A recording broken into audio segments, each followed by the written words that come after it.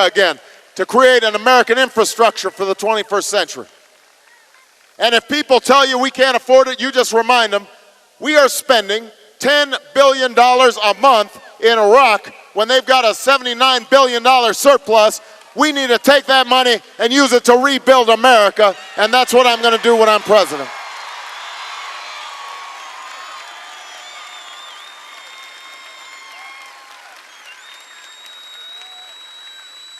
And we're going to give every child, everywhere, the skills and the knowledge they need to compete with any worker anywhere in the world. I will not allow countries to out-teach us so that they can out-compete us. It's time to provide every American with a world-class education. That means investing in early childhood education. That means recruiting an army of new teachers. It means paying those teachers better and giving them more support in exchange for higher standards and more accountability. And it means making a deal with every young American, because I see a lot of them here today. Young people, if you have the drive and the will, but don't have the money to go to college, here's my deal.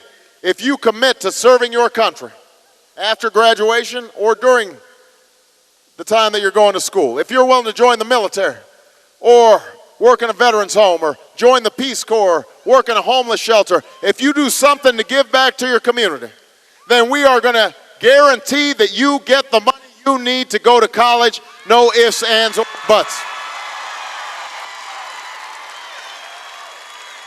You invest in America, America will invest in you. And together we're going to move this country forward. And finally, I will take on the corruption in Washington and on Wall Street to make sure a crisis like we're going through right now never happens again. I'll put in place the common sense regulations and rules of the road that I've been calling for since March. Rules that will keep our market free and fair and honest. Rules that will restore accountability and responsibility in our corporate boardrooms.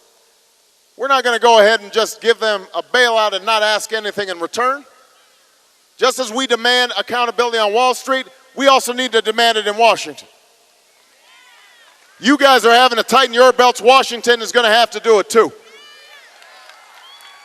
And that's why I'm not going to stand here and simply tell you what I'm going to spend. I'm going to tell you how we're going to save when I'm president. I'll do what you do in your own family budgets.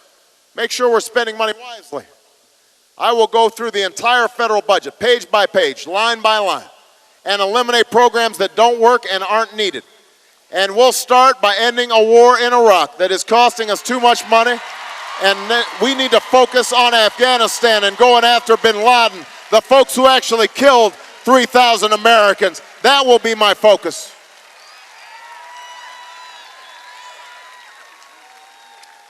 We'll save billions more by cutting waste and improving management and strengthening oversight. These are the changes and the reforms we need. A new era of responsibility and accountability on Wall Street and in Washington. Common sense regulations to prevent a crisis like this from ever happening again.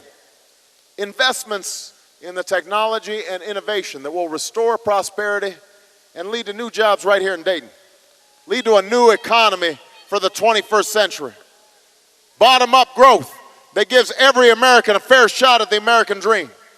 A tax system that works for you. A healthcare system that works for you. An education system that works for you. A president that works for you.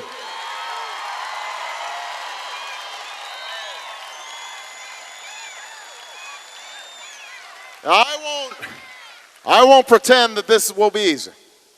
I won't pretend it will come without a cost. We're all going to need to roll up our sleeves. We're all going to need to sacrifice a little bit. We're all going to need to get serious. We're all going to need to pull our weight. Because now more than ever, we're all in this together.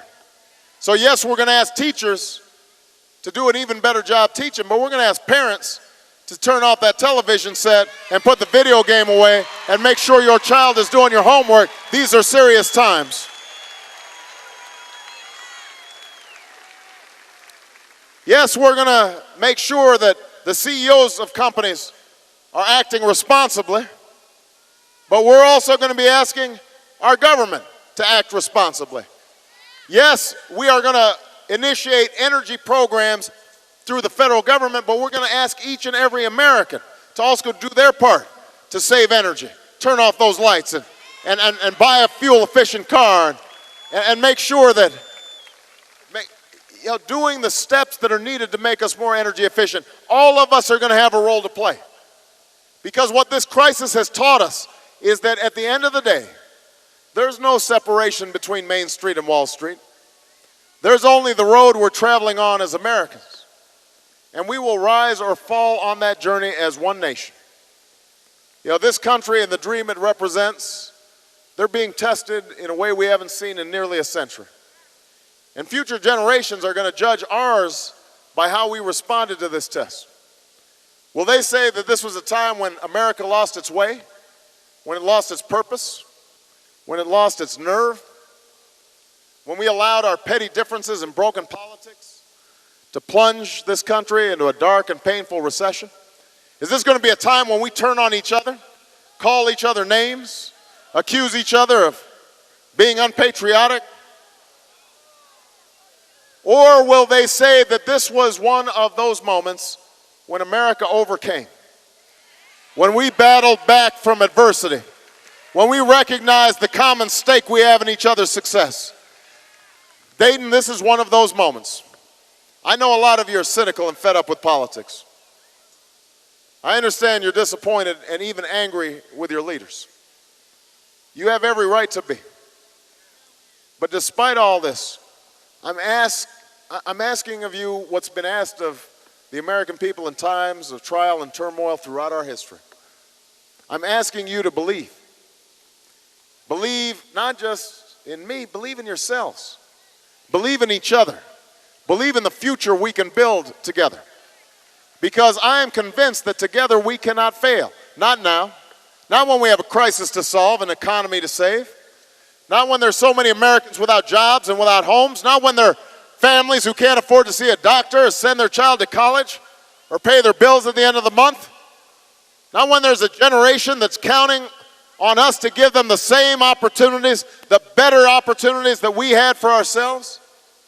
We can do this because we've done it before. Think of it. Everybody here has got a story to tell. Everybody here has a parent who didn't have the same opportunities that we did, had a grandparent who didn't have the same opportunities that we did. Everybody here probably has a story in their past. Maybe your mom or your dad, they couldn't go to college, but they thought to themselves, if we work hard, if we save, if we struggle, maybe our child can go to college. Everybody here has a grandparent who said, maybe I'll have to work on the assembly line. It's hard, dirty work, but maybe, just maybe someday my grandchild will own a business instead of working for somebody else. Somebody here has got a grandmother or a great-grandmother who said, maybe I can't vote, but you know what? I bet my granddaughter's going to be able to vote. Everybody here comes from maybe an immigrant family where somebody back generations past said to themselves, we don't have freedom of speech, we don't have freedom of assembly, we don't have freedom of religion, we don't have equal opportunity, but there's this country across the water called America, and if we're willing to strike out and take a chance, maybe our great-grandchildren, our great-great-grandchildren, they'll have a chance to live out what they call the American dream.